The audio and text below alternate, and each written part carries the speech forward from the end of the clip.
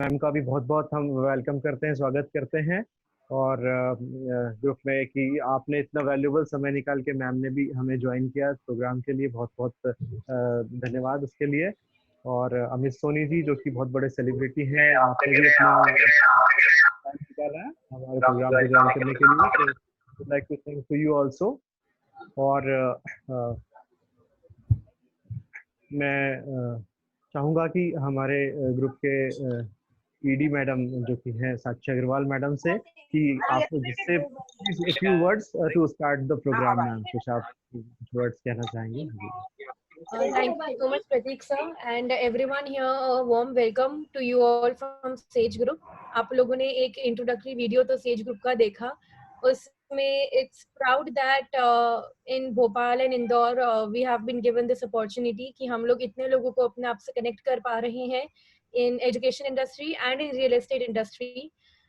Right now we have approximately 18,000 students currently studying with us and 50,000 alumni, plus a workforce of more than 2,500 people, and connected to 4 lakh plus lives, because 1983 से हम लोग ने जो journey शुरू करी थी, पापा ने अपनी स्टार्ट करी थी एंटरप्रेन्योरियल जर्नी की, और यहाँ तक आई है। तो ये सब आप लोगों के प्यार, आप लोगों के सम्मान की वजह से पॉसिबल हुआ है हमारे लिए, and thank you so much for it, and a warm hearty welcome to the star of Bollywood, Mr. Amit Soni sir. Thank you so much for being with us today, Amit sir, and I hope कि हम लोग बहुत अच्छे से आपसे कुछ learn कर पाएं। हमारे बहुत सारे students भी हैं in the Institute of Performing Arts who want to get into this industry and who are so creative and artistic in their own way, and उनसे आपको inspiration, उनका inspiration आपसे जो उनको मिलेगा, I think that will help them go a long way in deciding their career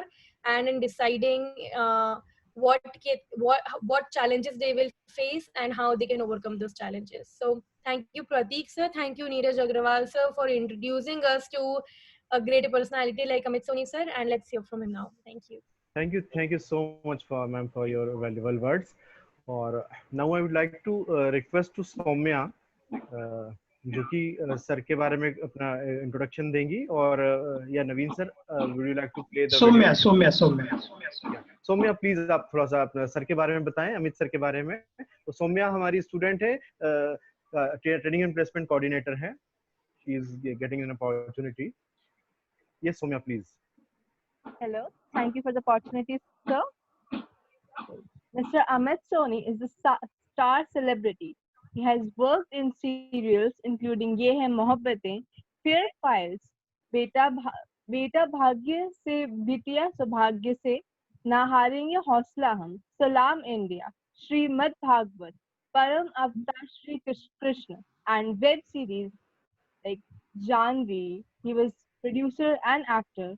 An upcoming movie, Shuddhi, that is Purity of Soul. The movie is out for festivals worldwide. Already selected in Manchester Liftoff Film Festival 2019, United Kingdom, Pinewood Film Festival London, second in the Cannes Film Festival, and top 3 in Gwalior Film Festival.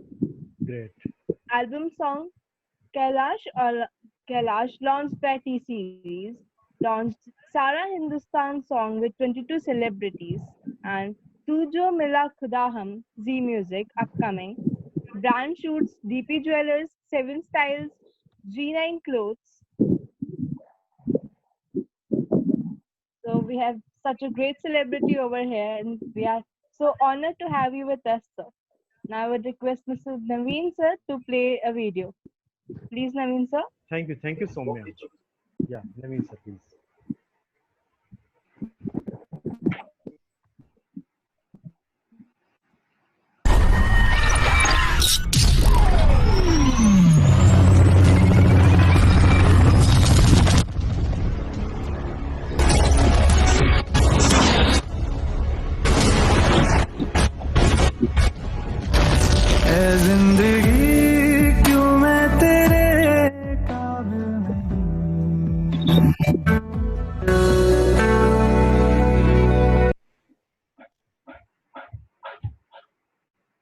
Very nice. Beautiful, beautiful.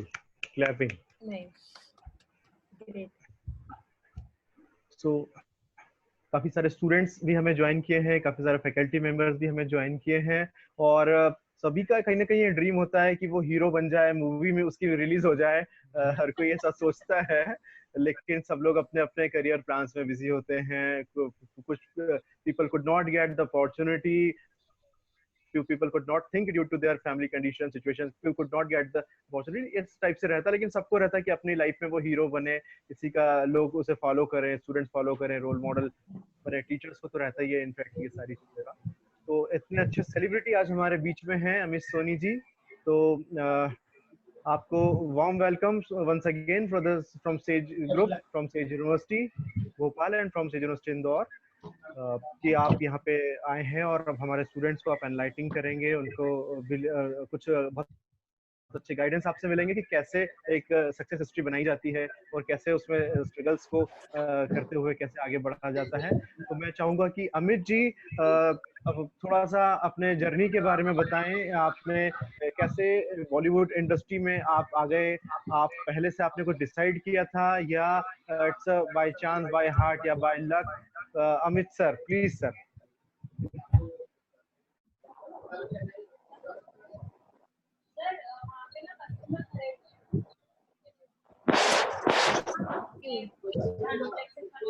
आवाज अभी नहीं आ रही sir.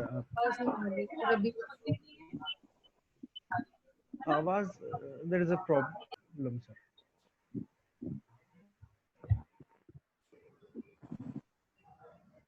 आवाज आ रही है आपको मेरी? Yes. यस यस, नाउ जी जी जी, ओके। Yes Amit sir.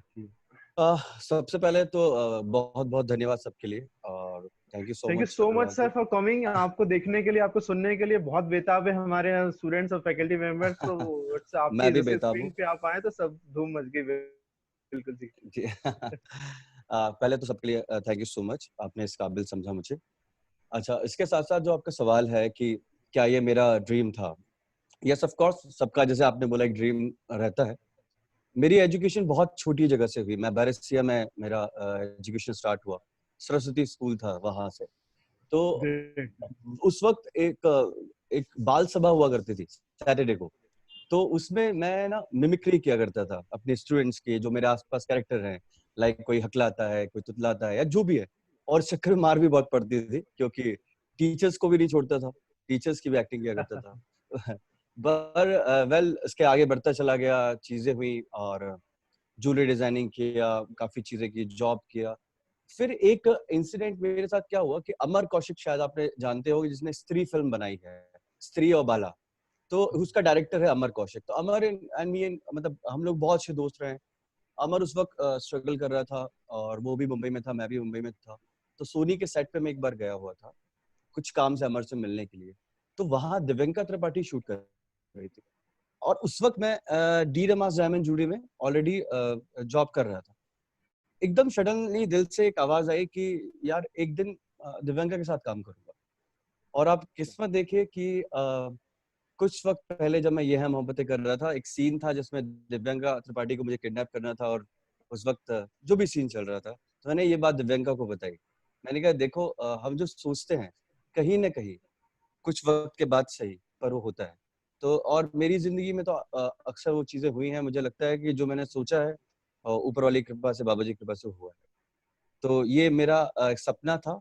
हाँ, उस सपने के अंदर बहुत सारे चेंजेस आए, जो बहुत काफी लंबी स्टोरी है, बट यस ऑफ कोर्स मैंने उसके अंदर ज्वेलरी डिजाइनिंग, फैशन डिजाइनिंग, काफी चीजें जो मैंने जिसके लिए अप्लाई किया। फैशन डिजाइनिंग के लिए मैंने अप्लाई किया था, बट मेरा सिलेक्शन नहीं हुआ। और उसके बाद मैंने ज्वेलरी डिजाइनिंग के लिए अप्लाई किया। उस वक्त मैं पीछे से फर्स्ट था, मतलब टोटली डफर, मैं पढ़ाई में बहुत वीक था। तो पर I am gold medallist from IDI, मैं जो वर्ल्ड का एक सेकंड लार्जेस्ट कॉलेज बोलते हैं ज्वेलरी का, मैं वहां से गोल्ड मेडलिस्ट निकला, और सो मेनी थिंग्स। तो एनीवेज, सपना था मेरा ऑफ कोर्स, बट रास्ता नहीं पता था, मंजिल नहीं पता थी, क्योंकि छोटी जगह बैरसिया सागर, यहाँ हमें नहीं पता होता कि हमें क्या करना है, और हमें कोई रास्ता, उस वक्त इतने प्लेटफॉर्म होते भी नहीं थे। तो यस ऑफ कोर्स। मतलब ये चीजें दिस वाज वेरी इंटरेस्टिंग कि आपने सरस्वती शिशु मंदिर से स्टार्ट किया, और मतलब और आप सागर से हैं, बैरसिया से हैं, मतलब हम एमपी से हैं, तो हमारे स्टूडेंट्स को डेफिनेटली ये चीज इंस्पायर करती है कि छोटी जगह से भी हम छोटा शुरुआत करके भी नॉर्मल स्कूल से बिल्कुल भी जैसे बिल्कुल स्टार्ट लेते हैं, तो लेकिन आगे भी if you have a courage to make your dreams come true, तो आप कर सकते हैं। Definitely it's true inspiration from you sir. बिल्कुल बिल्कुल। जी जी। और नीरज अग्रवाल जी भी हमारे बीच में है, जिन्होंने आपसे कनेक्ट करने में हमें काफी हेल्प की। मैं चाहूंगा जी कि उनका बिल्कुल। बेटा आपसे एक क्वेश्चन पूछना चाहता है, तो would like to sure allow sure him to. Sure. जी वेलकम, आपका स्वागत है। मेरा बेटा सर सर है। Sir sir Dheeraj ji. Hello sir, how are you? Hello, I am fine, all right. मेरा क्वेश्चन था कि जब आपने इंडस्ट्री से फूड इंडस्ट्री में आने का डिसाइड, तो उस वक्त आपके माइंड में क्या थॉट्स आ रहे?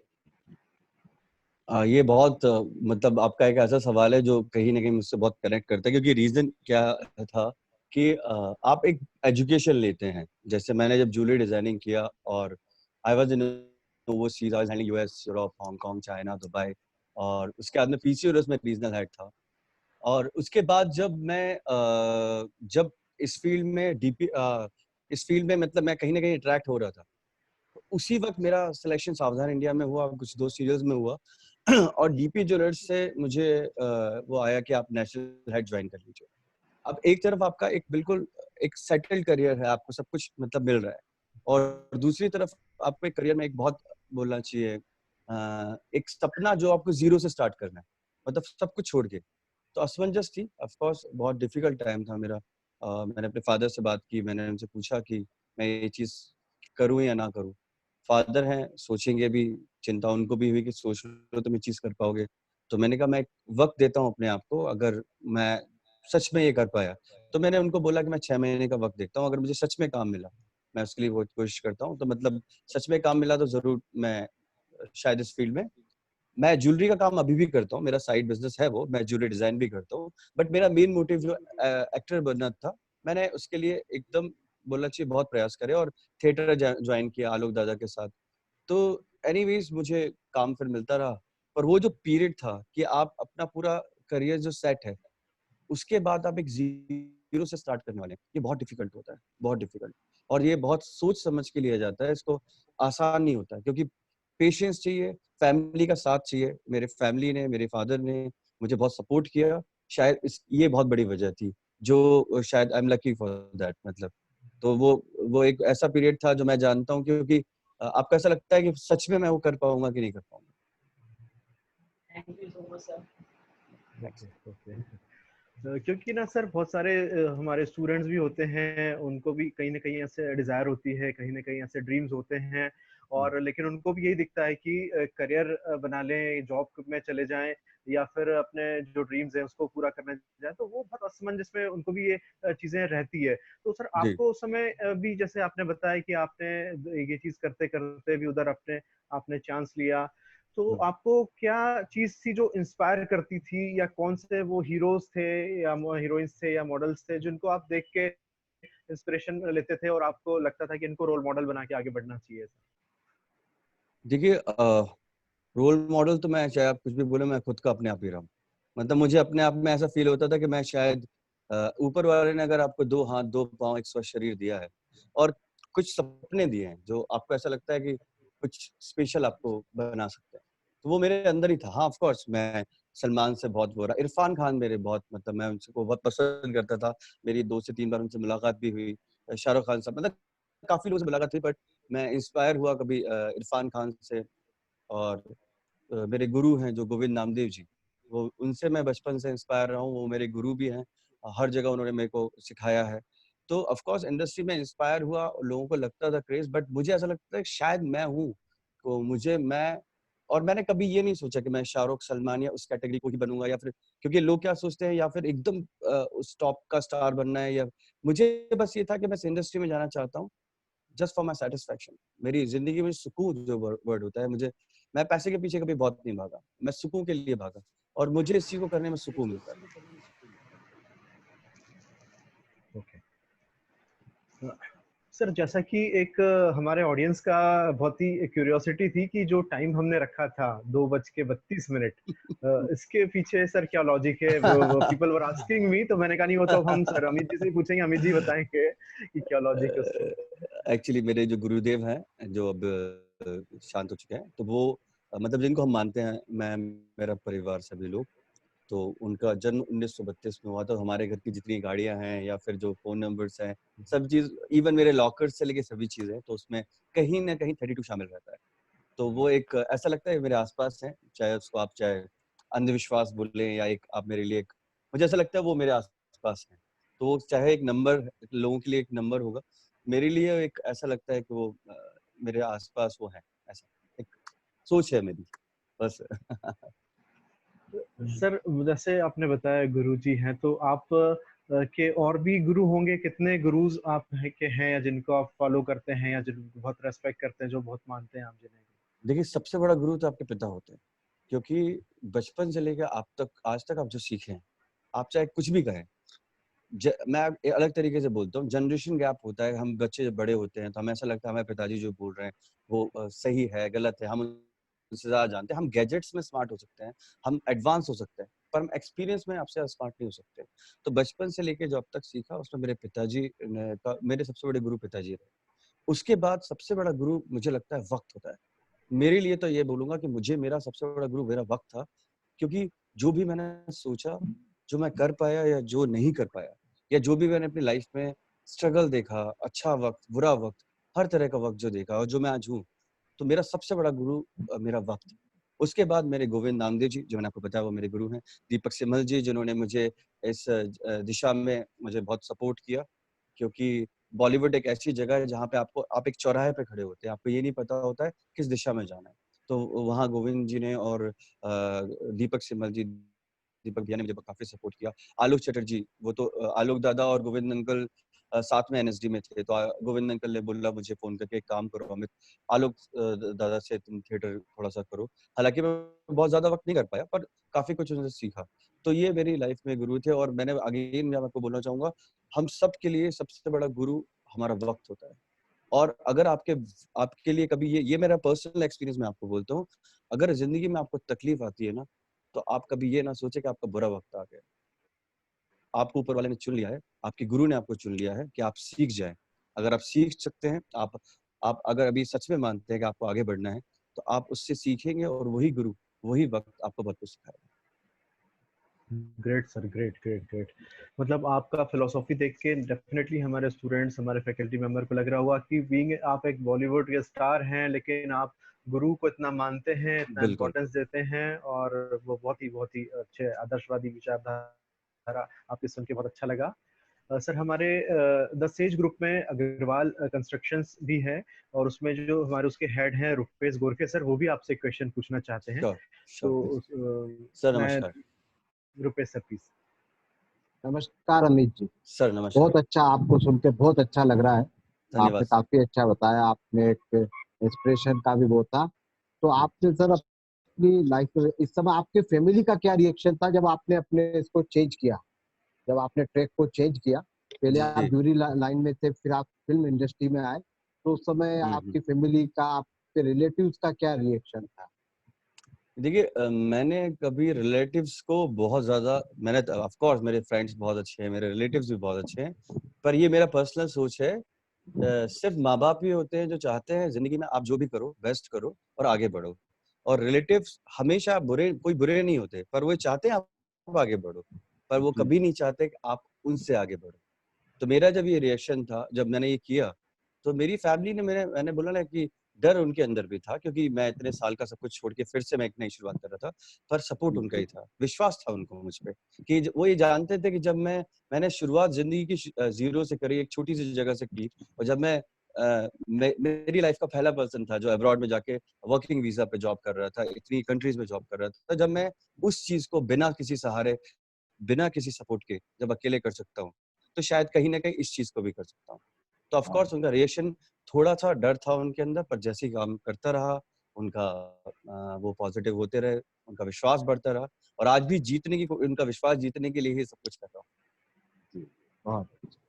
अब आपको क्या लगता है 5 साल में आप क्या मानते हैं इंडस्ट्री में आप क्या पोजीशन में होंगे लगभग? सर ये आपकी दुआएं डिसाइड करेंगी। क्या बात है सर। आप सबकी दुआएं डिसाइड करेंगी मुझे कहाँ पहुंचना है। नहीं सर, पूरे 10 एज ग्रुप की खूब सारी आपके साथ विशेष हैं कि आप मतलब बिल्कुल जो भी आप सोच रहे हैं आगे, जो भी आपके टारगेट्स हैं वो बिल्कुल पूरे होंगे। और हम मतलब और आगे मतलब हम सोचेंगे 2 साल 3 साल बाद हम फिर एक सेज टॉक करेंगे, आपको इनवाइट करेंगे कि हमारे यूनिवर्सिटी में आप ऑडिटोरियम में श्योर आके आपकी और श्योर बड़ी ग्रैंड सक्सेस के किस्से हमें सुनाएं और सुनाते जाओ। और ये सिलसिला आपके साथ हमेशा जारी रहे, हमारा एक लॉन्ग लाइफ बिल्कुल कनेक्शन आपके साथ सेज ग्रुप का बने, ऐसी विशेष हमारी रहेगी बिल्कुल आपके साथ सर। जी, thank you so much, keep wishing. जी सर। और ना सर आपके कुछ बहुत अच्छे हमने फोटोग्राफ्स भी देखे थे, तो मैं चाहूंगा कुछ ऑडियंस के साथ हम शेयर करें, आपके फोटोग्राफ्स शेयर करना चाहते हैं और फिर हम उससे रिलेटेड कुछ क्वेश्चन आपसे पूछना चाहेंगे। तो नवीन सर श्योर से मैं रिक्वेस्ट करूंगा कि वो कुछ सर के अच्छे इमेजेस फोटोग्राफ्स हमें दिखाएं।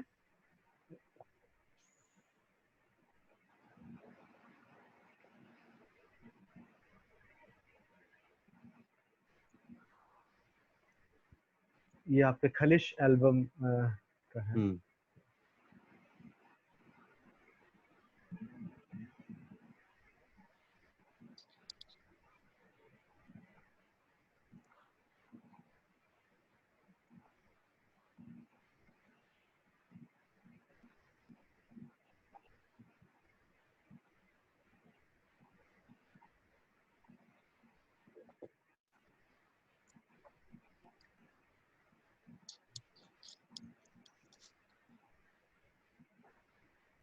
भूल भी नहीं।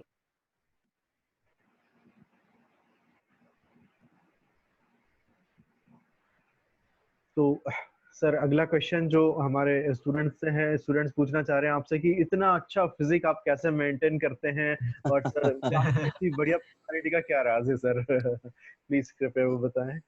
सर इसको मैं आपको एक बहुत अलग तरीके से बताऊंगा। मतलब मैं थोड़ा सा इसमें इसलिए डिटेल में बताऊंगा, ये मेरी इससे मेरा करियर का भी कुछ कनेक्शन है। एक्चुअल में मैं as I have told you कि मैं I work with Tamjeed Bhaitulla, then after I shifted in India. मैं पीसी ज्वेलर्स का रीजनल हेड था, तो पूरा एमपी छत्तीसगढ़ पूरे ब्रांचेस देखता था। तो जबलपुर ब्रांच का एक बार ओपनिंग था, तो मैं 3 साढ़े 3 महीने उस वक्त मैंने डे नाइट पूरा वर्क किया, खाना पीना सब चीजें बिल्कुल। मतलब मेरी स्ट्रैटेजीज हमेशा ऐसी रही हैं कि ऑफ कोर्स मेरी कंपनी को मैंने हमेशा बहुत अच्छे परसेंटेज पे बहुत अच्छा बेनिफिट दिया है। तो मैंने उस चक्कर में अपने हेल्थ का ध्यान नहीं दिया, और बिल्कुल मैं अपने हेल्थ, मेरा 92 केजी वेट हो गया था उस वक्त। तो उस मैं डॉक्टर अरविंद नामदेव जी हैं, मैं उनके पास गया, तो उन्होंने मैंने कहा मेरे को स्टमक में थोड़ा पेन हो रहा है। तो उन्होंने मेरी एज पूछी, मेरा जब वेट लिया तो मुझसे बोले वो कि ये आपकी एज नहीं है, मतलब आप इसमें इतना अपनी हेल्थ को क्यों बर्बाद कर रहे हैं? तो मैंने कहा इतनी रिस्पॉन्सिबिलिटी होती है, इतने सैकड़ों लोग मेरे साथ काम कर रहे हैं, मुझे सबको देखना होता है, इतना शोरूम देखना होता है, तो मुझे मैं या तो हेल्थ देख सकता हूँ या फिर ये देख सकता हूँ। तो बोले आप जो कमाएंगे कल आप अपनी हेल्थ में लगाएंगे, और ये तो आप दूसरे का सपना पूरा करने के लिए अपनी हेल्थ को खो रहे हैं। कल आप अगर 2 महीने को अगर आप जॉब पे नहीं जाते तो क्या होगा? मैंने सर कुछ नहीं होगा, मुझे जॉब से निकाल दिया जाएगा। तो मुझे वो बात कहीं ना कहीं क्लिक कर गई। मुझे लगा कि सच बात ये है कि कहीं ना कहीं हम इस एक भाग दौड़ में, एक भीड़ में बस भागते चले जा रहे हैं कि हमें ये करना है, हमें ये करना है, जबकि सबसे बड़ा टारगेट आपकी हेल्थ आपका होना चाहिए। आपकी हेल्थ अगर आप स्वस्थ हैं तो जिंदगी में सब कुछ कर सकते हैं। आप स्टूडेंट हैं, आप जॉब कर रहे हैं, आप बिजनेस कर रहे हैं, या आप एक्टर हैं, जो भी है। तो मैंने वहां से अपने करियर में चेंज किया। और इसके अलावा जब मैं मुंबई गया, जब मुझे बेटा भाग्य से, बेटा सौभाग्य से, और मैंने अदर सीरियल्स किए, तो उस वक्त मुझे बड़े रोल ऑफर होने लगे क्योंकि मैं हेल्दी था, तो मेरी एज ज्यादा दिखने लगी थी। मैं वापस आया, मैंने ऑलमोस्ट 2 से 3 साल बिल्कुल लो कार्ब्स का खाना, 15 दिन में एक बार सिर्फ खाना खाना, और डेली का 10 to 12 किलोमीटर्स, मतलब मॉर्निंग और इवनिंग में वॉक या फास्ट वॉक या रनिंग, और 2 से ढाई घंटे का वर्कआउट, और टोटल रोटी राइस वगैरह ये सब छोड़कर बॉइल्ड डाइट पे रहा मैं। ऑलमोस्ट मुझे 2-3 साल हो गए। तो फिर मैंने 16 केजी वेट रिड्यूस किया। तो इसके लिए मेहनत बहुत की मैंने। 16 केजी रिड्यूस करने के बाद फिर मेरे एकदम से मुझे और अच्छी बोलना चाहिए रोल बहुत अच्छे मिलने लगे, ऑफर अच्छे आने लगे। और सबसे अच्छी बात, जब आप खुद अपने आप में फिट होते हैं, आपको जब अच्छे कॉम्प्लीमेंट्स मिलते हैं, तो जिंदगी अपने आप आपको बहुत खूबसूरत लगने लगती है। So nice sir, so nice. और definitely it's inspiration for our student. उनको स्टूडेंट्स हर कोई चाहता है कि उसको अच्छा अचीवमेंट मिल जाए, लेकिन उसके पीछे जो किया हुआ स्ट्रगल रहता है, पीपल से ट्रू। अबाउट यू कि यू आर लकी इनफ, लेकिन आपने कैसे यू मेड द प्लेटफॉर्म, आपने सिचुएशंस पे ओवरकम किया अपने आप को, और उसके बाद आपने जैसा प्लान किया था वैसा आपके साथ फिर चीजें होने लगी। मतलब दैट्स रियली ग्रेट सर। और ना सर, स्टूडेंट्स हमसे पूछते हैं कि कैसे बॉलीवुड में कैसे एंट्री मिले, कैसे ऑडिशंस बनाए, किससे मिले जाके तो हमें कुछ बॉलीवुड में कुछ हो जाएगा। ऐसे काफी सारे क्वेश्चंस आते हैं, तो प्लीज आप उन्हें गाइड करें, हमारे स्टूडेंट्स को, कि कैसे, how to take an entry in the Bollywood sir. सबसे पहली बात तो मैं ये एक बहुत जरूरी सवाल है। मैं आपको इसलिए इसको थोड़ा सा इसको भी एक्सप्लेन करके बताता हूँ। अभी आजकल ना प्रॉब्लम क्या हो गई है, फेसबुक, इंस्टा, ये सब जो है ना, इस पे जब 5000 10,000 लाइक्स आते हैं। अब मैंने देखा था अपने दादाजी और पिताजी जो हैं, उनके जो दोस्त हैं वो 20 25 50 हुआ करते थे। आज आपके इंस्टा पे और सब जगह फॉलोअर्स होते हैं वो हजारों होते हैं। पर अगर आप हजारों लाखों में बोले कि आप कितने लोगों को जानते हैं, तो आपको नहीं पता होता कितने लोग जानते हैं। वो होते 25 50 ही है। तो आप सबसे पहले ये फेसबुक, इंस्टा को, ये जो आप जब लाइक्स आते हैं गर्ल्स को, बॉयज को, तो वो ये सोचते हैं कि मैं बॉलीवुड के हिसाब से हूँ। ऐसा नहीं है। जब आप इंजीनियरिंग करते हैं, जब आप मेडिकल कॉलेज में जाते हैं, किसी भी फील्ड में जाते हैं, तो उसमें आपको 5 7 साल 10 साल देना पड़ता है। वैसे ही जब आप बॉलीवुड के लिए जब प्रिपरेशन करते हैं, बहुत सारे एग्जाम्पल्स हैं। वरुण धवन है, आलिया भट्ट है, आपके ऋतिक रोशन है। ये सिर्फ इसलिए एक्टर या इसलिए सक्सेसफुल नहीं है क्योंकि ये सिर्फ एक स्टार किड है। ये एक अच्छे डांसर भी है, ये एक बहुत अच्छे एक्टर भी है, इनकी बहुत अच्छी फिजिक भी है। तो सबसे पहले आपके पास एक आपका फाइनेंशियल स्टेटस बहुत अच्छा होना चाहिए। फाइनेंशियल बैकअप नहीं होगा, आप मुंबई में जाएंगे और आपको काम मिल भी गया, तो पेमेंट कंडीशन वहां पे 3 से 6 महीने के बाद स्टार्ट होती है। एटलीस्ट आपके पास 1 साल से 2 साल ये सोच के जाने के लिए कि आपके पास पैसा नहीं आएगा, इतना बैकअप होगा, तब आपका जाना उचित है। दूसरा, आपके जो आप बोलते हैं कि हमें एंटर करना है, आप मोनोलॉग आप बनाइए, अपने ऑडिशंस बनाइए, अच्छे ऑडिशंस, मतलब लाइक कॉमेडी है, नेगेटिव है, पॉजिटिव है, और उसी एक ऑडिशन को आप 1 बार 2 बार 5 बार 10 बार 20 बार वेरिएशन के साथ कीजिए। उसी एक ऑडिशन को जब आप अपना फर्स्ट ऑडिशन देखेंगे और जब आप अपना 20वां या 22वां ऑडिशन देखेंगे, अपने आप आपको चेंजेस दिखेगा। अगर आपको चेंजेस नहीं दिख रहा है, और वो चेंजेस सिर्फ आपको नहीं, आपके साथ आपके परिवार, आपके दोस्त, आप उनको दिखाइए। अगर आपको वो नहीं दिख रहा है, तो आप जबरदस्ती ट्राई मत करिए, और अगर करना है तो फिर आप प्रॉपर एक थिएटर ज्वाइन करिए। थिएटर ज्वाइन करिए, जैसे आपका एनएसडी है, ऐसे ग्रुप ज्वाइन करिए, क्योंकि चाहे सागर इंटरनेशनल स्कूल हो, चाहे एनएसडी हो, शिक्षा तो आपको गुरु ही देगा। आपके अंदर कितनी ही काबिलियत हो, दिशा आपको गुरु ही देता है। तो आप जब तक एक थिएटर ज्वाइन नहीं करेंगे, आपको एक सही दिशा नहीं मिलेगी। उसके इफ एंड बट्स, उसके अंदर जो बारीकियां हम आपको नहीं पता चलेंगी। तो सबसे पहले आपको अगर इस बॉलीवुड में एंटर होना है, तो आप अपने फिजिक पर, अपने स्किल्स पर, अपने एक्सप्रेशंस पर बहुत सारी चीजें उन पे वर्क करिए और थिएटर करिए। उसके बाद आप जब मुंबई पहुंचते हैं, तो वहां पर आपके कास्टिंग डायरेक्टर्स होते हैं, आपके फिल्म प्रोडक्शन हाउस होते हैं। आप उन ऑडिशंस को उनके पास भेजिए, क्योंकि आप जरूरी नहीं है कि आप धर्मा प्रोडक्शन पहुंचे हैं या यशराज पहुंचे हैं तो उस वक्त उधर पे कोई फिल्म चल ही रही हो या प्रोजेक्ट अभी चल रहा हो।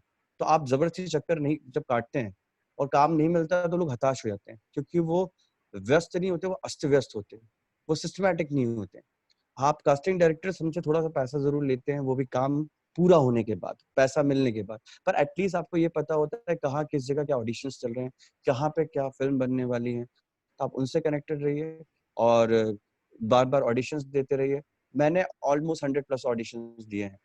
उनसे आप सक्सेसफुल होते हुए नहीं होते हो, आपका सिलेक्शन होता है नहीं होता है, आपका कॉन्फिडेंस लेवल बहुत बढ़ जाता है। और वो 1 साल 2 साल अपने आप को एक टारगेट दीजिए कि मैं अब तक नहीं कर पाया, तो फिर मुझे क्या करना है। क्योंकि मैक्सिमम मैंने ये लोग देखा है कि इस फील्ड में लोग इसलिए अट्रैक्ट होके आते हैं कि यार स्टार लाइफ बहुत अच्छी होती है, बट वो बहुत एक्सपेंसिव होती है, उसको हैंडल करना बहुत मुश्किल होता है, और इसके अच्छे और बुरे दोनों पहलू भी होते हैं। इनकी लाइफ जो होती है, बॉलीवुड लाइफ, वो बहुत खूबसूरत भी है, पर अंदर से बहुत खोखली भी है। तो इसके अंदर बहुत मैच्योरिटी चाहिए और अपने आप पे बहुत संयम चाहिए, क्योंकि 2 मिनट लगते हैं आपको किसी गलत रास्ते पे जाने के लिए। जी sir. Great sir, great great great sir, जो कि आपने बहुत अंदर की बातें बताई, क्योंकि सबको जाना बड़ा आसान लगता है, लेकिन जाने के बाद में, काम मिलने के बाद में भी जो स्ट्रगल होता है कि पेमेंट में कभी कभी एक एक साल लग जी जाता है, और जी आपको सरवाइव भी करना है, अपना status of standard of living भी मेंटेन करना, सारी चीजें उसके साथ में, तो it's definitely it's quite difficult to maintain. तो सर आपकी एक बहुत ही प्यारी वेब सीरीज आ रही है जानवी, सर, मेरी उसके जानवी आ चुकी है आ सर, चुकी है, सोनी आ लिव चुकी पे, है। जी ओके सोनी ओके, लिव पे सॉरी। है जी। जी जी जी, तो सर उसके बारे में जान सर कुछ बताएं, क्या एक्सपीरियंस आपका रहा सर उसमें? सर जानवी और खलिश, ये दोनों मैं एक्चुअली ये है मोहब्बतें कर रहा था। ये है मोहब्बतें के बाद मैं वापस आया तो मुझे अविनाश जो इसका डायरेक्टर है, इसका कॉल आया कि सर मैं एक वेब सीरीज करना चाहता हूँ आपके साथ। तो मैंने कहा स्टोरी भेजो आप। तो उनकी स्टोरी मैंने पढ़ी तो मुझे स्टोरी अच्छी लगी, बट उसके अंदर जो उसका जो कंक्लूजन था वो थोड़ा अंधविश्वास की तरफ ज्यादा जा रहा था। तो मैंने पापा से चर्चा करी। अब पापा मेरे बहुत अच्छे पोएट भी हैं, he is very good writer, और बहुत उनकी बुक्स भी आ चुकी हैं। तो उन्होंने मात्र 10 मिनट लिए होंगे, बोले बेटा इसका जो लास्ट का जो कंक्लूजन है ना, इसको ऐसे इसमें थोड़ा सा सस्पेंस क्रिएट करो, और ऐसा कुछ करके। तो उस वक्त मुझे डेंगू हुआ था। उसी वक्त फिर भी मेरे अंदर, मैं वर्कोहलिक हूँ बहुत ज्यादा, मैं बिस्तर पे नहीं लेट सकता हूँ।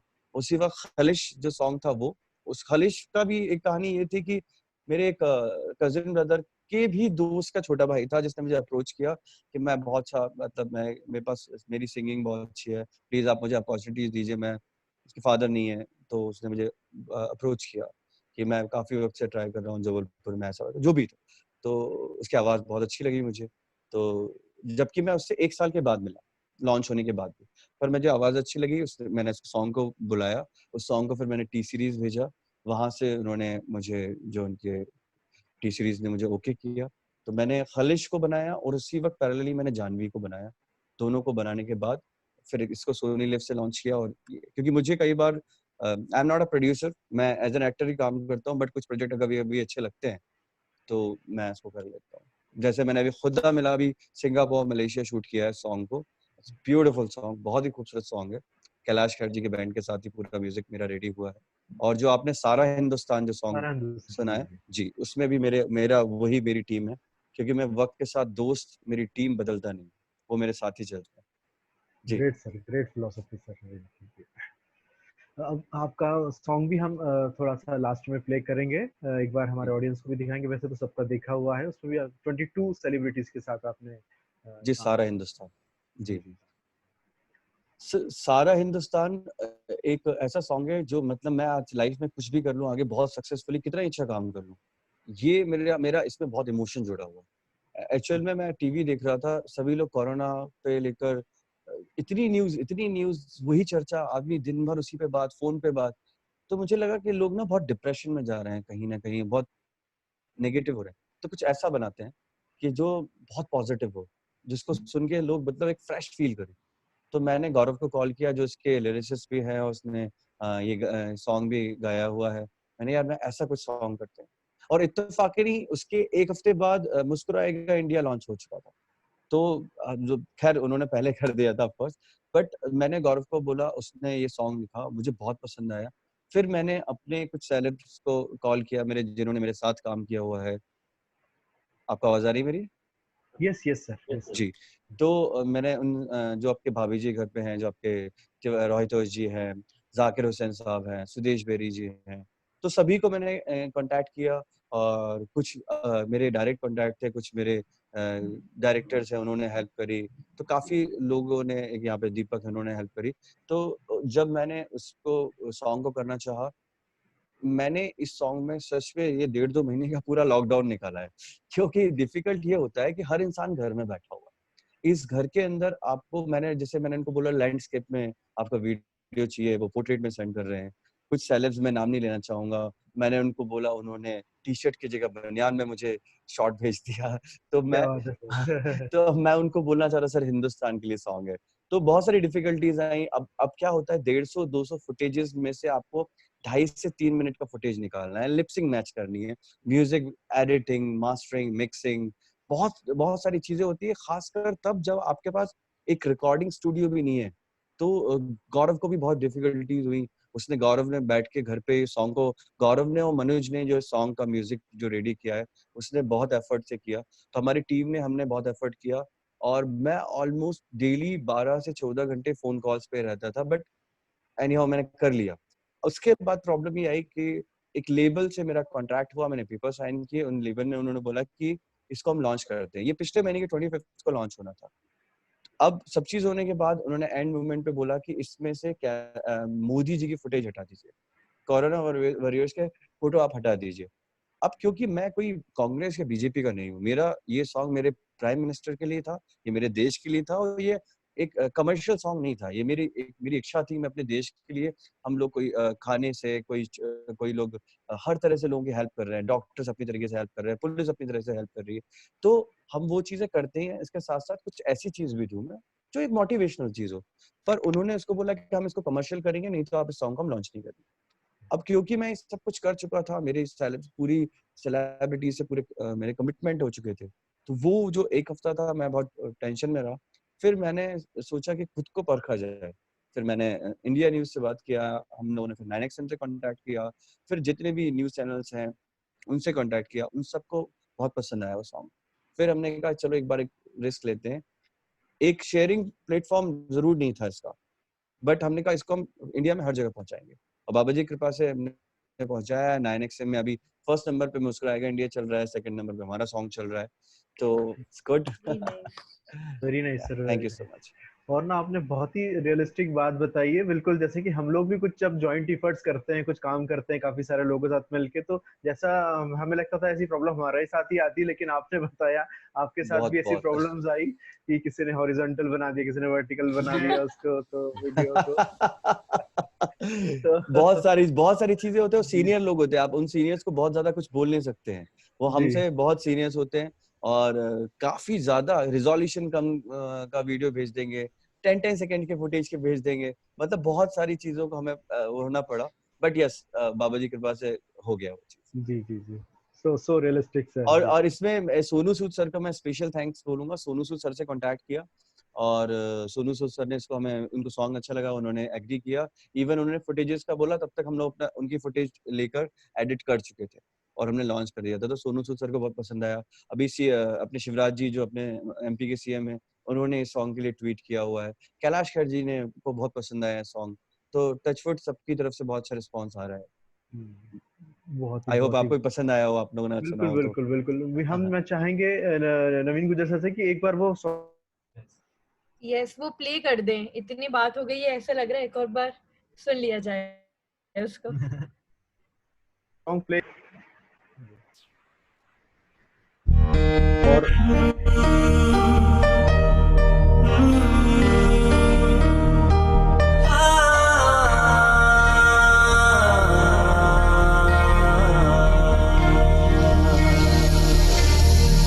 फिर जीत लेंगे हम जहां, फिर होगी अपनी शान, बीतेगा ये इम्तिहान, कदमों में होगा आसमान, जब साथ हो सारा हिंदुस्तान,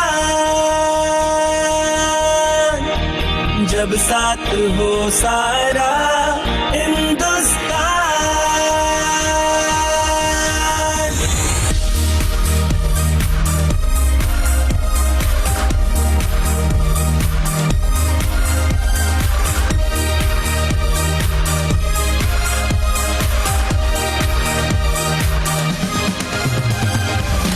देर तो इन कदमों को तू थाम ले हम सफर, मंजिल तुझे मिल जाएगी, मुश्किल नहीं है डगर, है साथ सब रहनुमा, फिर होगा सब खुशनुमा, जब साथ हो सारा हिंदुस्तान,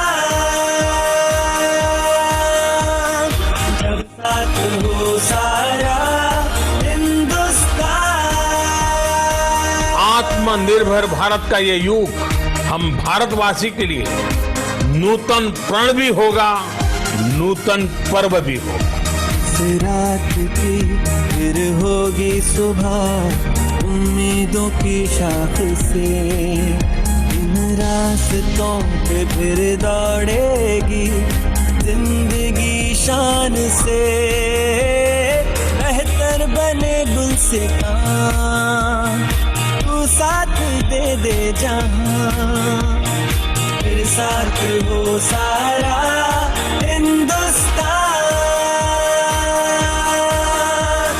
फिर साथ हो सारा Hindustan,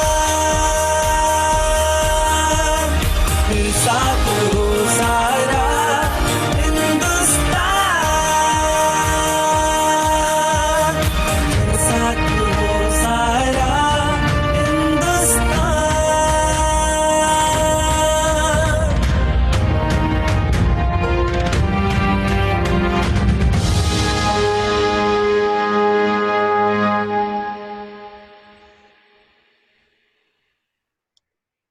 Salute to you, Amit ji, for creating this wonderful song. Sir thank you so much. Because sir इसमें सागर सेज ग्रुप भी है, देखा।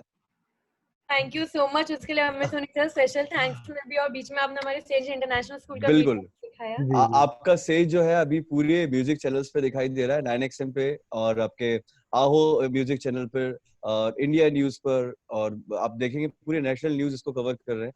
तो सेज जो है पूरे इंडिया में पहुंच चुका है आपकी वजह से। Thank you so much Amit sir. इसमें और ना- स्पेशल थैंक्स मैं बोलूंगा, मतलब ये इसमें नीरज अग्रवाल जी का भी बहुत बड़ा सहयोग है, उनका नेचर बहुत अच्छा है और मैंने उनसे बोला कि सर छोटी सी गिफ्ट मेरी तरफ से आपके लिए। अरे वाह sir, thank you Neeraj. Thank you sir, thank you. मेरी बात का रखिए आपने और ऐड किया। My pleasure sir, my pleasure sir.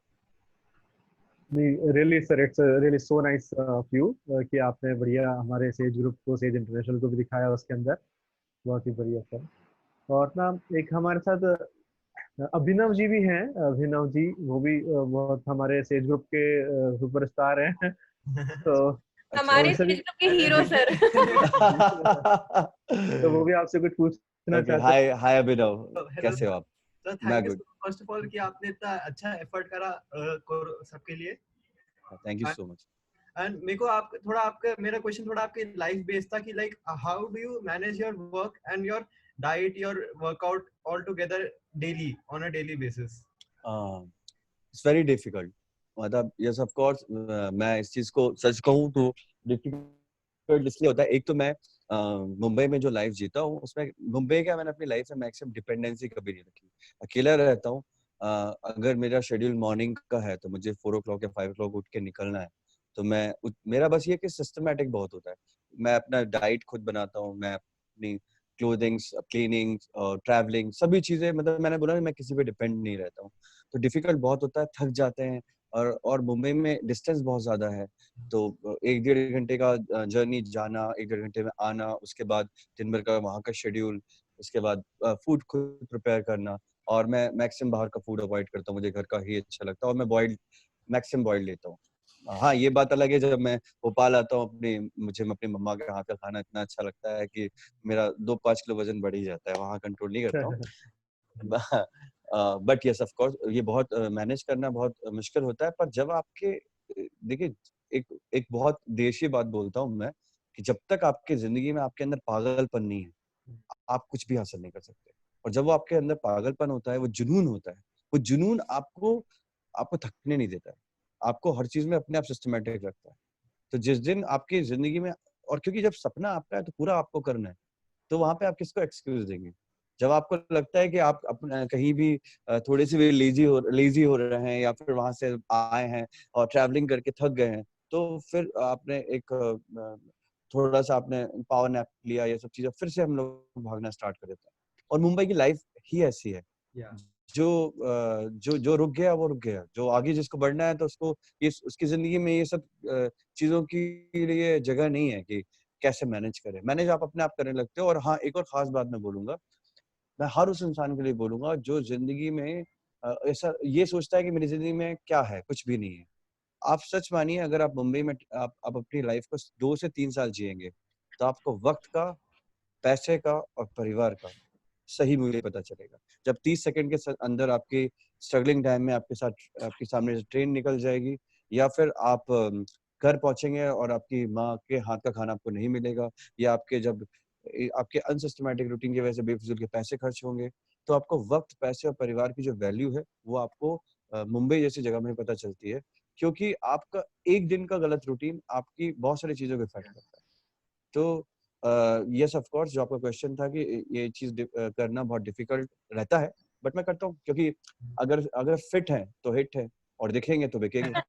जी बिल्कुल। Thank you so much. ED madam, आप कुछ क्वेश्चन पूछना चाहेंगे? नहीं, मेरे तो सारे क्वेश्चंस जो थे, जो मेरे दिमाग में आ रहे थे, वो अमित सर ने बहुत ही अच्छे से उसको पहले ही अपने पुराने आंसर्स में कवर कर दिया।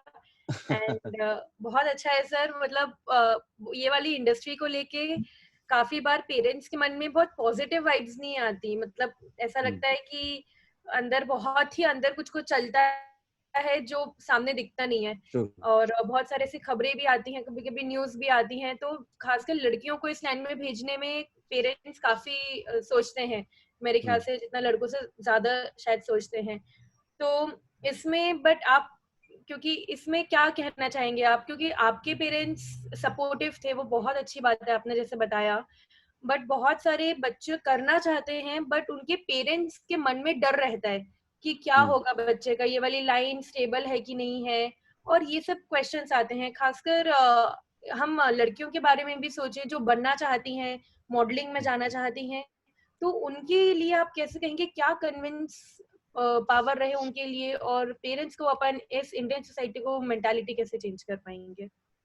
देखिए, सबसे पहले तो ये कि आजकल जो बॉयज और गर्ल्स वाली बात है, मैं उस चीज को नहीं मानता।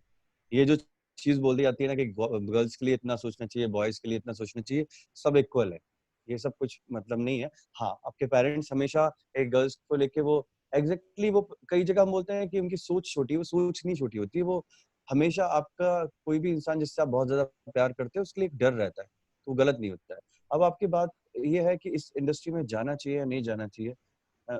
मुझे ये लगता है कि अगर आपके अंदर काबिलियत है, पर आपकी अपब्रिंगिंग अच्छी हुई है, और आपको लगता है कि वहां पे जाके आप किसी गलत रास्ते पे नहीं जा सकते, तो क्यों नहीं जाना चाहिए? जरूर जाना चाहिए, पर उसकी तैयारी करना पड़ेगी आपको बहुत वक्त देना पड़ेगा इसके लिए।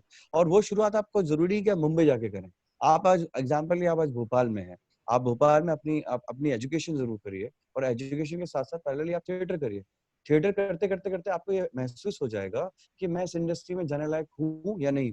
और आप जब आपको ये फील होने लगेगा कि मैं इस लायक हूँ, तो फिर आप जरूर जाइए। अब आती बात इंडस्ट्री अच्छे बुरे, कोई भी इंडस्ट्री, चाहे कोई भी जॉब हो, उसमें हर तरह का अच्छा और बुरा इंसान होता है। जॉब में भी गर्ल्स के ऊपर काफी गलत तरह के लोग होते हैं जो उनको टारगेट करते हैं। तो कोई भी फील्ड अच्छा, देखिए, इंसान या अच्छा या बुरा होता है, ना कोई धर्म अच्छा बुरा होता है, ना कोई फील्ड अच्छी बुरी होती है। इंसान होता है, उसकी नियत होती है, वो चीज होती है।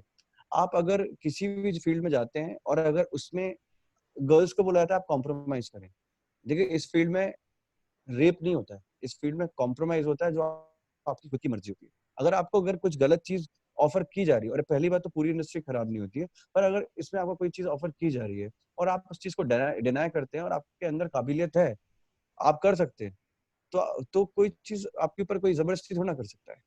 मुंबई एक ऐसी जगह है यहाँ पर लड़कियां रात को 4 बजे भी बिल्कुल वेस्टर्न आउटफिट्स में घूमती हैं, पर कभी कुछ नहीं होती प्रॉब्लम। बात ये है कि इंसान की दिमाग में गंदगी, मैं एक अलग चीज बोलता हूँ, जब एक बच्चा, छोटा सा बच्चा घूमता है, तो हम कभी उसको गलत नजर से नहीं देखते, पर कोई अगर छोटे कपड़े पहनता है तो हम उसको गलत नजर से देखते हैं। तो गलत कौन हुआ? आपके नजरिया गलत हुआ ना। तो जब हम इस फील्ड को गलत या अच्छा बोलते हैं, तो ये सिर्फ उन पे डिपेंड करता है कि आपको किस रास्ते के थ्रू जाना है। आप अगर बॉलीवुड में एंट्री कर रहे हैं और आपने ये सोचा ही हुआ कि सिर्फ हम गलत रास्ते को ही चूज करके आगे बढ़ सकते हैं, तो आपके साथ गलत ही होगा। और आप ये सोचेंगे कि अगर मेरे अंदर स्किल्स है, मेरी पर्सनालिटी बहुत अच्छी है, मेरा फिजिक बहुत अच्छा है, मेरी एक्टिंग बहुत अच्छी है, डांस अच्छा है, और थिएटर प्रॉपर एक अच्छा किया हुआ है, और अच्छा बैकअप है आपके पास, और फैमिली का विश्वास, और आप उस विश्वास को कभी नहीं तोड़ेंगे, ये आपके अंदर विश्वास है कि आपका परिवार का विश्वास आप कभी नहीं तोड़ेंगे, तो आपके साथ गलत नहीं हो सकता है। ये मेरी खुद की सोच है, जो मेरा खुद का एक्सपीरियंस है, मैं उस चीज को बता रहा हूँ। बिल्कुल, thank you so much Amit sir, it's truly fascinating कि ये एग्जैक्टली सोच पे है इंसान की और ना ही इंडस्ट्री में है, क्योंकि हर एक इंडस्ट्री में ups and downs, pros and cons of होते हैं। Course, of and course. यही आई थिंक आज के जो पेरेंट्स हैं, बिकॉज अभी भी यहाँ पे बच्चों की लाइन बहुत ज्यादा पेरेंट्स का उसमें इनपुट रहता है कि वो क्या करें, तो दोनों को कन्विंस करके साथ में चलना चाहिए और सारे पेरेंट्स को ये समझना चाहिए।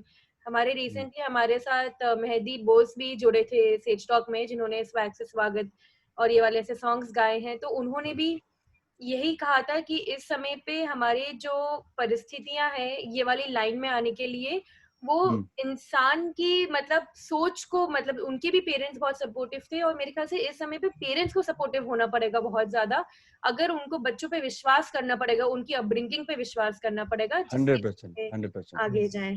बिल्कुल। पर इसके साथ साथ जैसे मैंने बोला कि वो तो आपके ऊपर विश्वास कर रहे हैं, पर उस विश्वास को आपको प्रूव करना पड़ेगा। आप आ जाए भोपाल में हैं और भोपाल के अंदर आप पैरेलली थिएटर कर रहे हैं आप, तो उस वक्त उन 2-3 साल जब आप पढ़ाई के साथ साथ थिएटर कर रहे हैं, तो आपके परिवार को और आपको भी पता चल जाएगा कि आप इस फील्ड के लिए हैं कि नहीं। Yes. जबरदस्ती इस फील्ड के लिए ट्राई नहीं करना चाहिए। कोई भी इंसान कितना भी ट्राई कर ले, वो लता मंगेशकर नहीं बन सकता है। वो उसको ऊपर से कुदरत ने जो दिया है ना, कि किस्मत बहुत बड़ी चीज होती है, पर काबिलियत उससे बड़ी चीज होती है, और उसके साथ साथ होती है गॉड गिफ्ट। अगर ऊपर वाले ने आपको आवाज नहीं दी है, आप बहुत से रियाज कर लेंगे, सब चीजें कर लेंगे, पर आपको अगर आवाज नहीं दी है, तो आप बहुत से बड़े सिंगर नहीं बन सकते हैं। मतलब ये this is my personal thought. तो आप पहले अपने आप को तो पहचानिए कि आप वाकई किस चीज के लिए बने हैं। मैक्सिमम हम लोग क्या होता है, हमारे अंदर एक तो पेशेंस की बहुत कमी है। सबको बहुत जल्दी या तो बिल्कुल बहुत बड़ा स्टार बनना है, या फिर बिल्कुल जिंदगी ऐसा लगता है कुछ है नहीं उनके लिए। और दूसरी बात, अपने आप को पहचानना बहुत कम हो पाता है। मैक्सिमम लोग, मेरा दोस्त क्या कर रहा है, ये अब्रॉड में जॉब कर रहा है, ये एमबीए कर रहा है, ये डॉक्टर। आपको किसमें सेटिस्फेक्शन मिलता है? जिंदगी का दूसरा नाम सुकून है, सेटिस्फेक्शन है, पैसा नहीं है, सेटिस्फेक्शन है। अगर आपको सेटिस्फेक्शन जिस फील्ड में मिलता है, आप उसको पहले सोचिए वो क्या फील्ड है। अगर वो फील्ड आपकी सेटिस्फेक्शन की होगी, आपको मतलब जिसमें मिलके आपको ऐसा लगेगा कि मैं अपनी जिंदगी भर इस चीज में खुश रह सकता हूँ, अपने आप उस फील्ड में भी आप सब कुछ अर्न कर सकते हैं। Exactly. Thank you so much, Amit sir. Thank you ma'am for asking the wonderful question. बहुत सारे पेरेंट्स को उनका आंसर मिला होगा कि कैसे how to react with this query of their child. तो अमित जी, आप हम कई बार देखते हैं अलग अलग तरीके के रोल्स होते हैं, जैसे कि आपने सूर्य देव का भी रोल किया है। अग्निदेव, तो अग्निदेव। अग्निदेव जी, अग्निदेव, सॉरी। जी जी जी। तो ना इतनी मतलब वंडरफुल पर्सनालिटी और चार्मिंग नेचर होने के बाद में जब ऐसा कुछ रिलीजियस रोल मिलता है, तो आप कैसे उसके साथ जस्टिफिकेशन कर पाते हैं सर? मतलब नहीं, रात को भी भगवान के सपने आते हैं और उसमें मैं खुद देखता हूँ अपने आप को। एग्जैक्टली फीलिंग बहुत अच्छी आती है, और थोड़ा अलग, बिल्कुल शुद्ध हिंदी में आपका जो मातृभाषा आपकी, जब आप उसमें परफॉर्म करते हैं तो बहुत अच्छा भी लगता है और थोड़ी पॉजिटिव फीलिंग भी आती है। पर सीरियसली बता रहा हूँ, मैंने अभी माइथोलॉजिकल रोल थोड़े से इसलिए कम कर दिए हैं, क्योंकि इतने भारी भारी मुकुट को लेकर और इतनी सारी ज्वेलरी को पहनकर जब रोल करते हैं, तो सच बता रहा हूँ, और गर्मी के मतलब जब वक्त होता है तो लिटरली एग्जॉस्ट हो जाते हैं। मैं तो सच में यही सोचता रहा था कि मैं कभी भी सोचता हूँ कि अगर वाकई हमारे जो पुराना जो कल्चर था वो इतनी हैवी ज्वेलरी पहनते थे, क्योंकि मैं तो इसको 1 घंटे पहनता हूँ तो मेरी हालत खराब हो जाती है। तो एनीवेज, जो ऐसे माइथोलॉजिकल रोल जब करते हैं अच्छा लगता है, और इससे हमारी जो हिंदी है वो बहुत अच्छी और सुधरती है। और क्योंकि हम भारत देश के हैं, हमारा हमारा जो पुराण है, महाभारत, गीता, और इनकी जो कहानियां हैं, इनसे बहुत कुछ आप जब सीरियल करते जाते हैं तो धीरे धीरे आपको भी बहुत कुछ सीखने को मिलता है। तो अच्छा लगता है ऑफ कोर्स। और वैसे भी एक्टर के लिए कोई भी रोल हो, मुझे वो हर रोल पसंद आता है, चाहे वो और खासकर जैसे मुझे नेगेटिव रोल पसंद है, पॉजिटिव नेगेटिव हर तरह के रोल पसंद है। तो किसी भी एक्टर के लिए कोई भी तरह का रोल वो पसंद ही आता है मुझे। I enjoy. अभी सर जो आपका जो लुक हमें दिख रहा है, थोड़ा सा अलग मिलिट्री है, स्टाइल में अलग सा राइट कुछ राइट। दिख रहा है सर, तो कुछ उसके वो मैं बारे में अभी, बताएं सर अभी। ये अभी मैं एक्चुअली एक मेरा वेब सीरीज का चल रहा है, शायद अगर सब चीजें रही तो मैं जल्दी एक वेब सीरीज करूंगा। तो उन्होंने बोला कि इस लुक को रख के देखें आप कि कैसा लग रहा है उस पे, तो मैंने कहा लेट्स सी, देखते हैं। तो इसलिए अभी स्लो कर रखा हुआ है मैंने। तो सीधा उन वेब सीरीज में आपकी या हाँ सर, आपकी एक मूवी आने वाली, अपकमिंग मूवी शुद्धि द प्योरिटी ऑफ सोल, जी। तो इसके बारे में थोड़ा सा बताएं सर। काफी अच्छे अवार्ड्स और उसके लिए भी नॉमिनेशन में आई है ये मूवी, जैसे कि फिल्म फेस्टिवल 2019 में भी इसमें मैनचेस्टर में आई है, जी यूनाइटेड किंगडम यूके में भी आई है। जी तो इसके बारे में कुछ थोड़ा सा बताएं तो बहुत अच्छा सर, रहेगा। ये फिल्म बहुत ही चैलेंजिंग फिल्म थी मेरे लिए, क्योंकि अभी मेरा वेट ज्यादा था, अब उस वेट को मुझे कम करना था। मैंने वेट कम किया और अपना स्टार्ट कर दिया। ये फिल्म ऐसी थी कि जिसमें मैंने एक नेगेटिव रोल किया है जो एक ठाकुर का है। अब उसके लिए मुझे फिर से 12 किलो वेट बढ़ाना था। तो आप समझ सकते हैं ये मेरे लिए बहुत डिफिकल्ट था, क्योंकि इस कैरेक्टर की डिमांड ही ये थी कि ये बहुत ही नेगेटिव कैरेक्टर है और इसकी स्टोरी को बहुत पसंद किया गया है। सभी जगह उसको इतने जो अवार्ड्स मिले हैं। अभी हालांकि इसको अभी जल्दी इसको दिखाएंगे लोग, लॉन्च करेंगे। तो ये वर्ल्ड वाइड गई है, जितना आप, जैसा कि आपने बताया, सभी जगह इसको अवार्ड्स मिले हुए हैं। इसकी स्टोरी बहुत अलग है और जब भी लॉन्च होगी आपको पसंद आएगी। तो इसमें बस यही था कि मेरा जो मैंने वेट कम करने के बाद फिर पुट ऑन किया, क्योंकि कैरेक्टर की डिमांड वो थी। और क्या होता है, वजन करने के बाद बढ़ाना, उसके बाद फिर कम करना, ये बहुत डिफिकल्ट टास्क होता है, बहुत ज्यादा डिफिकल्ट टास्क होता है। बट यस, ऑफ कोर्स किया। सब लोगों ने मेरे कैरेक्टर को बहुत पसंद किया। मतलब कुछ लोगों ने मेरे कैरेक्टर को गाली बकी। गाली इसलिए क्योंकि वो कैरेक्टर ही ऐसा मेरा, जब आप देखेंगे फिल्म तो आपको समझ में आएगा इतना ज्यादा मैंने वो बोलना चाहिए नेगेटिव रोल किया हुआ है। तो वो गाली मेरे लिए अवार्ड्स थी, क्योंकि वो कैरेक्टर में जब मैं इतना डूब गया तभी वो गालियां मुझे मिली। मतलब एनीवेज, मेरा मतलब बोलने का मतलब ये था। फॉर मी सी, जब आप किसी कैरेक्टर को करते हैं और जब कैरेक्टर आप वाकई अच्छा करते हैं, ऐसा मैं नहीं बोलता कि मैंने बहुत अच्छा किया, पर जब लोगों ने बोला कि वाकई ये इतना, इसको देख के ऐसा लग रहा था पीट दें इसको, मार दें। तो एक तरफ मेरी मतलब मुझे जब वो बोल रहे थे मुझे ये समझ में नहीं आ रहा था मुझे कॉम्प्लीमेंट मिल रहा है कि कमेंट्स मिल रहा है। एकदम सर। कॉम्प्लीमेंट ही था सर। जी। तो सर ऐसा, और जैसे कि शक्ति कपूर जी, अमरीश पुरी जी, ये लोग प्राण, ये लोग भी रोल ऐसे करते थे। प्राण साहब का तो लोगों ने प्राण अपने बच्चों का नाम रखना बंद कर दिया बंद था। कर देता, ट्रू। तो इस तरीके के जो निगेटिव रोल्स के लिए इतना हुआ था। हाँ और हाँ लेकिन सर आप तो इतने पॉजिटिव हैं, इतने यंग, इतने डायनामिक, इतने डैशिंग हैं। तो आपके जो फीमेल फैंस हैं, जो आपको खूब सारे फोन कॉल्स आते होंगे, मैसेजेस आते होंगे, तो आप उनसे कैसे मैनेज करते हैं? आपको कैसे बचा के रखते हैं अपने आप को? नहीं नहीं सर, वर्क पे कंसंट्रेट कैसे नहीं कर मेरा पाते हैं सर? मैं कंसंट्रेट कर लेता हूँ, डोंट वरी। नहीं, सब चीज कर लेता हूँ। और मेरा वैसे भी मेरी लाइफ में मेरा करियर मेरे लिए सबसे ज्यादा इम्पोर्टेंट है। और फ्रेंड्स मेरे बहुत अच्छे हैं। मैं जब भी भोपाल आता हूँ, मेरे फ्रेंड्स जितने भी लोग सागर से, जबलपुर से, विदिशा से, भोपाल के, वो सब इकट्ठे हो जाते हैं। वो मुझे इतनी अच्छी फीलिंग आती है, क्योंकि मुझे ऐसा लगता है हम जिस जगह रहते हैं, मध्य प्रदेश, मैं बुंदेलखंड से हूँ, यहाँ पे आज भी जो रिश्तों की कीमत है वो मेट्रो सिटीज में नहीं है। तो चाहे मेरे फ्रेंड्स हो, चाहे वो गर्ल्स हो या बॉयज हो, सभी लोग सब इकट्ठे होते हैं, हम लोग पार्टीज करते हैं, मस्ती करते हैं, एंजॉय करते हैं।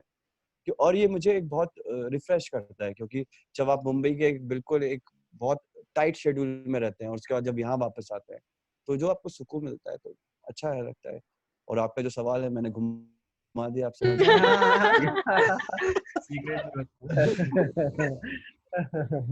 जी जी सर।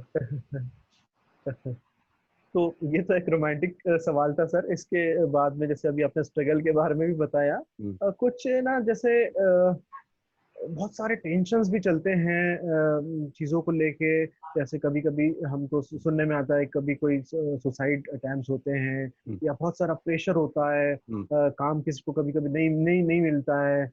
तो ये सब चीजें जो होती है, या आपस में कभी कभी कंपटीशन या जुलसी, या बहुत सारी ऐसी चीजें जो चलती है आपस में, तो उससे कैसे मतलब आप ओवरकम आते हैं? क्योंकि फिल्म इंडस्ट्री में बहुत ज्यादा प्रेशर होता है, वी अंडरस्टैंड दैट। ये आपका सवाल बहुत बहुत जरूरी है आज के वक्त में, और ये इंडस्ट्री का नहीं, मैं बोलता हूँ स्टूडेंट्स के लिए भी सवाल है ये। आज आप देखिए, जब हम लोग बचपन में, जब मैंने बोला मैं सरस्वती स्कूल में पढ़ा हुआ, मैं सरस्वती स्कूल में पढ़ा हुआ हूँ जैसे। हेलो, आपका आवाज आ रही है मेरी? यस यस जी हाँ जी। तो हम लोग high jump, long jump, sports मतलब खेला करते थे, काफी चीजें हम लोग की फिजिकल एक्टिविटीज बहुत हुआ करती थी। तो आज आज जो क्या हो गया है कि लोग, बच्चे गैजेट्स में, कंप्यूटर्स में, गेम्स में एक्टिव हो गए हैं और माँ बाप बहुत बिजी होते जा रहे हैं। अब उनके लिए एक, मैं बहुत अलग से आपको बहुत डिफाइन कर रहा हूँ कि ये सुसाइड अटेम्प्ट, ये सब चीजें क्यों होती है, क्योंकि एक, पेशेंस नहीं है। दूसरा, अगर माँ बाप एक अच्छे दोस्त हैं, आपकी पूरी बातों को सुनते हैं, क्योंकि जब हम बड़े होते हैं तो हमारे अंदर मेंटली और फिजिकली बहुत सारे चेंजेस होते हैं। अब वो हम किससे पूछते हैं? जो हमारी एज का है। उसका एक्सपीरियंस और आपका एक्सपीरियंस एक सा है। पर अगर आपकी माँ या आपके पिता उसमें एक अच्छा दोस्त बन जाते हैं, तो ये जो सुसाइड वाली चीजें हैं, ये सब चीजें नहीं होती। क्योंकि जब आप, दूसरा होती है ओवर एक्सपेक्टेशन। जब हम एक फील्ड में जाते हैं, मुझे लगता है मरना या सुसाइड करना दुनिया का सबसे डिफिकल्ट काम है। पता नहीं इंसान कैसे कर लेता है ये। तो जब आप कोई भी चीज में इतने ज्यादा एक सोच लेते हैं कि नहीं, मेरा ये नहीं हुआ तो मैं कुछ भी नहीं कर पाऊंगा, और जो सुसाइड कर लेना या डिप्रेशन में चले जाना, इसका सिर्फ सबसे बड़ा रीजन ये है कि हम एक तो बहुत ओवर एक्सपेक्टेशन रखते हैं, और दूसरा हमें लगता है कि अब ये नहीं हुआ तो जिंदगी में कुछ बचा ही नहीं। जबकि ऐसा नहीं है। हार और जीत तो मतलब मुझे लगता है, बल्कि जब आप हारते हैं तभी आपको जीतने के लिए कुछ सीख मिलती है, तब आप उसके उसी से कुछ सीखते हैं। पर आपने अगर अपनी लाइफ को ही खत्म कर दिया तो कोई मतलब नहीं है। और ये इंडस्ट्री में काफी लोग हैं जो इतना काफी लोग हैं जो बहुत जल्दी डिप्रेशन में चले जाते हैं। मैं एक चीज कहूंगा, मैंने अपनी जिंदगी में इतना ज्यादा स्ट्रगल किया है, शायद अकेले अकेले लाइफ को इतना जिया है। तो मुझे लगता है कि लाइफ इज ब्यूटीफुल, बहुत खूबसूरत है जिंदगी। अगर इसके अंदर कुछ उतार चढ़ाव आते हैं तो वो तो आपकी लाइफ का, जैसे मैंने आपको शुरुआत में बोला, ये तो आपके सीखने के लिए होते हैं, ना कि आप उसमें सुसाइड कर ले। करेक्ट करेक्ट है सर। तो sir it was really really wonderful. आपने सभी चीजें बताई हमें, मतलब रोमांटिक चीजों के बारे में, आपके प्रतीक सर अपकमिंग उस पे ही मूवीज लगे के अमित सर, बारे हम जब से उस पे ही लगे कि romantic- क्या? सीक्रेट जान और स्ट्रगल के बारे में, और जो ये प्रेशर होता है, स्ट्रेस, उसके बारे में।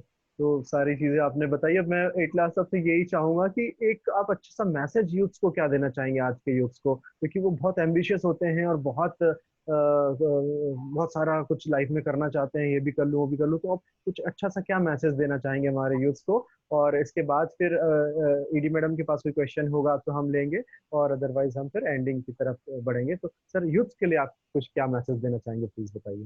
देखिए, यूथ के लिए बहुत सिंपल सा, मैं क्योंकि काफी ज्यादा टॉकेटिव हूँ, मुझे पता है, मैं काफी कुछ बोल चुका हूँ। बस मैं ये चीज बोलना चाहूंगा, स्वस्थ रहें, क्योंकि स्वस्थ रहेंगे तो सब कुछ कर पाएंगे। व्यस्त रहें अपने सपने में, अपने आप को व्यस्त रखें, और मस्त रहें। जिंदगी बहुत क्या खूबसूरत बात है। है। इस सब चीजों के अंदर, ये 3 चीजों के अंदर आपकी जिंदगी छुपी हुई है।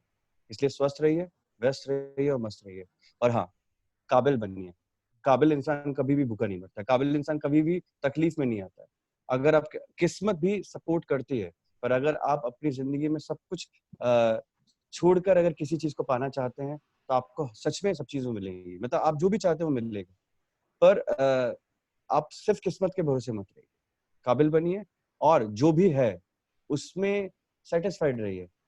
उसमें बहुत मतलब आदमी क्या होता है, बहुत ज्यादा जब किसी सपने को लेके इंतजाज होना, उसके लिए बहुत कुछ करना अच्छी बात है। बट उसके लिए डिप्रेशन में जाना, ये सब, ये जो आपने अभी जो सवाल बोला, मैं इसको फिर से कनेक्ट करूंगा। मैं यूथ को हमेशा ये बात पहले भी बोलता था, अभी भी बोल रहा हूँ, पेशेंस रखिए, जिंदगी में सब कुछ मिलेगा आपको। और कोई भी गलत काम करने के पहले अपने माँ बाप को जरूर देखिए। इन्होंने आपको पैदा किया है, बचपन से बड़ा किया है। अगर आपको चोट लगी, या आप अगर इस दुनिया में कुछ भी गलत कदम उठाएंगे, तो आपसे ज्यादा तकलीफ उनको होगी। जो ये मेरा दूसरा मैसेज है। और करियर के लिए बस मैंने आपको बोला, और जिंदगी के लिए स्वस्थ रहिए, व्यस्त रहिए और मस्त रहिए। बढ़िया सर, ये तो हमारे सेज ग्रुप की भी यही फिलोसॉफी है, हमारे ऑनरेबल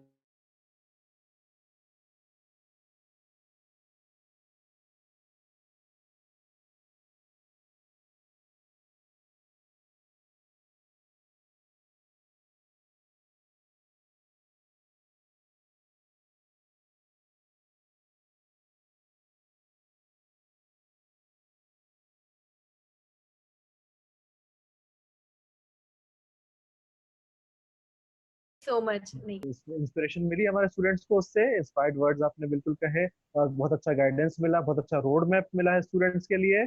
और मैं हमारे साथ नवीन गुज्जर सर जुड़े थे जिन्होंने काफी हमें हेल्प की होस्टिंग के लिए, तो उनको मैं चाहूंगा कि vote of thanks Naveen Gujjar sir करें आज के इस प्रोग्राम के लिए।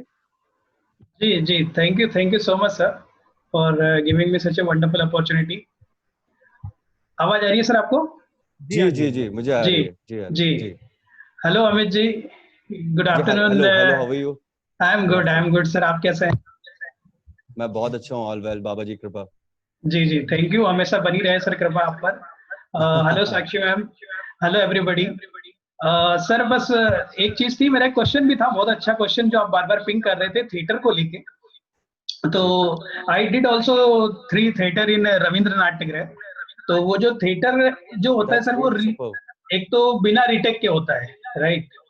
और मूवी जो होती है वो रीटेक के बाद बनती है। तो डू यू थिंक कि जो रियल एक्टर होते हैं या जो रियल हमारे अंदर की एक्टिंग निकल कर आती है वो थिएटर से ही निकल कर आती है? सॉरी, आपका लास्ट लाइन क्या था आपका? मेरा लाइन लास्ट वाला ये था क्वेश्चन कि थिएटर से ही क्या रियल एक्टिंग निकल कर बाहर आती है, क्योंकि वहां पर रीटेक नहीं होते। सर ऑफ कोर्स, मतलब मैं तो ये मान के, देखिए थिएटर से ही निकल के आती है मैं ये नहीं बोल सकता हूँ। हर वो जगह जो आपको एक प्रैक्टिस कर, आपको बताऊं, मैं इरफान खान साहब से जब मैं मिला था तो इरफान खान साहब पहले ही वो इंसान थे जिन्होंने ये बोला कि मैं सबसे ज्यादा सीरियल से सीखा हूँ। तो मैंने सीरियल, जैसे मैं खुद अपनी बात करूं, मैंने थिएटर बहुत वक्त नहीं किए, बट मैंने जब सीरियल किया और करते और जहां तक आपकी बात रही रीटेक की, मैं आपको बताऊं रीटेक इतने नहीं मिलते हैं। मैंने पार्थो दादा के साथ काम किया है। पार्थो दादा इतने स्ट्रिक्ट है कि अगर आपने दूसरे से तीसरा रीटेक लिया तो वो आपको तुरंत थ्रू कर देंगे, तुरंत बोलेंगे पैकअप। तो ऐसा नहीं है कि इंडस्ट्री में रीटेक अगर आपके होते हैं तो आप कर सकते हैं, आपके लिए बहुत आसान होता है। पूरी यूनिट होती है, उस यूनिट के सामने अगर बार बार आप रीटेक लेंगे तो वो बेइज्जती भी होती है, अपने काम भी नहीं मिलता आपको। हाँ, नो डाउट थिएटर में आपका रीटेक नहीं होता है, पर थिएटर में महीनों की प्रैक्टिस भी तो होती है। अगर आप इतने महीनों की प्रैक्टिस के बाद भी रीटेक लेते हैं तो फिर वेरी ट्रू, मतलब समझ रहे होंगे मैं कहना चाहता हूँ। 100%। आप एक थिएटर के आप एक प्ले को करने के लिए 2 महीने 3 महीने। जी कुछ बोल रहे हैं आप? सर आप बोलिए अमित सर प्लीज। हाँ, तो आप एक थिएटर का जब आप कोई भी प्ले करते हैं तो if I am not wrong 1 महीना 2 महीने 3 महीने तक प्रैक्टिस करते हैं। तो अगर आपने एक प्ले को करने के लिए इतना वक्त दिया है, हम लोगों के पास कुछ 1 महीने 2 महीने नहीं होते। हमारे लिए स्क्रिप्ट 15 मिनट और आधे घंटे पहले दी जाती है, उसमें हमें परफॉर्म करना होता है। अगर उसको हम परफॉर्म कर रहे हैं और 2-3 टेक अगर लेते भी हैं, कई लोग 10 टेक भी लेते हैं, बड़ा एक्टर है उसके लिए चल जाता है। हम लोग जब स्टार्टिंग में थे तो हम लोगों के लिए डांट पड़ती थी उस चीज के लिए, और टचवुड फिर धीरे धीरे आपको उन चीजों का टेक नहीं लेते हैं। आप स्क्रिप्ट पढ़ते हैं और अपना काम आपका स्टार्ट हो जाता है। बट मैं आपसे वही कहना चाह रहा हूँ, थिएटर में आपको 1.5 से 2-3 महीने मिलते हैं। हम लोगों को 15 मिनट पहले, कभी कभी तो तुरंत स्क्रिप्ट देते हैं कि आप तुरंत इसको लो और आप इसको स्टार्ट हो जाओ। तो दोनों अपनी जगह सही है। एक्टिंग स्किल्स अगर आपके अंदर है और धीरे धीरे आपने अगर प्रैक्टिस की है तो हाँ, थिएटर से आपकी प्रैक्टिस बनती चली जाती है और आपका एक माहौल बनता चला जाता है सबके साथ और आप खुल जाते हैं। सबसे ज्यादा जरूरी होता है खुलना। आप जब स्टेज पे परफॉर्म करते हैं तो जब आपने देखा कि स्कूल्स और कॉलेज हमेशा कुछ फंक्शंस करवाते हैं, वो सिर्फ फंक्शंस नहीं होते हैं। मैंने आपसे कुछ वक्त पहले विद्युत जामवाल और कुछ लोगों के साथ एक मैरियट में एक शो किया था जिसमें बहुत सारे किड्स थे। वो किड्स फैशन शो था और उसके अंदर मैंने डाइटिशियंस थे हमारे अंदर, हमारे साथ स्पोर्ट्स के काफी कुछ लोग थे। विद्युत जामवाल था, प्राची मिश्रा जो मिस इंडिया थी, ऐसे काफी लोग थे। अपनी अंजलि हुडा जो रणदीप हुडा की सिस्टर हैं वो थी। तो काफी लोग थे और उनका सिर्फ मोटिव क्या था कि बच्चों को जो उनके अंदर जो है, काफी बच्चे होते हैं जो टॉकेटिव नहीं होते हैं, चुपचाप रहते हैं। मैं इसको आपके थिएटर से क्यों जोड़ रहा हूँ कि जब हमने उन बच्चों को 5 दिन मोबाइल से दूर रखा, उनकी गैजेट से दूर रखा और उनकी फिजिकल एक्टिविटीज करवाई, वही बच्चे जो बात भी नहीं करते थे उसके 5 दिन बाद स्टेज पर किस देते हुए वो खूबसूरत से बच्चे परफॉर्म कर रहे थे। तो जो स्टेज होता है वो आपके अंदर से जो एक आपके अंदर हिचक होती है उसको खत्म करता है। और थिएटर इसका बहुत बड़ा कारण है कि थिएटर या आपका कोई भी शो जो आप अपने स्कूल या कॉलेजेस में करते हैं उससे हर बच्चा खुलता है और उसके अंदर जो हिचक होती है वो धीरे धीरे खत्म होती है। अभी जैसे आपके जो मैं आई फॉरगॉट योर नेम, जो अभी जिनसे मेरी बात हो रही है, नवीन साक्षी, हाँ साक्षी, नहीं साक्षी, अभी साक्षी से मैं देख रहा हूँ, साक्षी शी इज वेरी पॉजिटिव, बहुत पॉजिटिव है, बहुत अच्छे से क्वेश्चन पूछ रही हैं। पर अगर इन्होंने ये पहली बार इस जूम को या कभी भी लाइव आना स्टार्ट किया होगा, उनके मन में हिचक होती होगी, आज वो हिचक खत्म हो चुकी होगी। आज आप किसी से भी बात कर सकते हैं। वो क्यों? क्योंकि आपने आज आपने इस स्टेज पे परफॉर्म करना स्टार्ट कर दिया। तो स्टेज कोई सा भी हो, परफॉर्म करना जरूरी है, खुल के अपने विचार रखना बहुत जरूरी है। जी जी, thank you so much Amit ji. अभी जैसा कि हम लोग सेज टॉक सीरीज को काफी समय से करते आ रहे हैं, और सेज टॉक सीरीज में अभी हमारा बिल्कुल एक और session just about to begin है, स्टार्ट होने वाला है। तो अब हम यहाँ पर बिल्कुल सभी से विदा लेना चाहेंगे, और बहुत ही अच्छा रहा आपका सेशन, काफी रियल एग्जांपल्स आपने सभी के साथ साझा किए। मैं आपके लिए बस 2 लाइनें कहना चाहता हूँ, और फिर इस सेशन को हम लोग क्लोजिंग की तरफ लेकर चलेंगे कि मंजिल पर पहुंचकर लिखूंगा मैं इन रास्तों की मुश्किलों का जिक्र, मंजिल पर पहुंचकर लिखूंगा मैं इन रास्तों की मुश्किलों का जिक्र, अभी तो बस आगे बढ़ने से ही फुर्सत नहीं है। क्या बात है, वाओ, ब्यूटीफुल सर, खूबसूरत लाइन है, beautiful sir. And thank you so much sir, thank you so much, thank you everybody. जी ma'am please.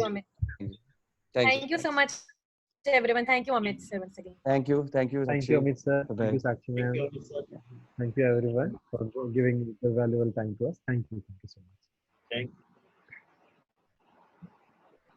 Yes, thank you everybody, we are logging up now. Thank you so much, thank you Dr. Pratik sir, thank you Neeraj ji, thank you audience, bye bye, take care.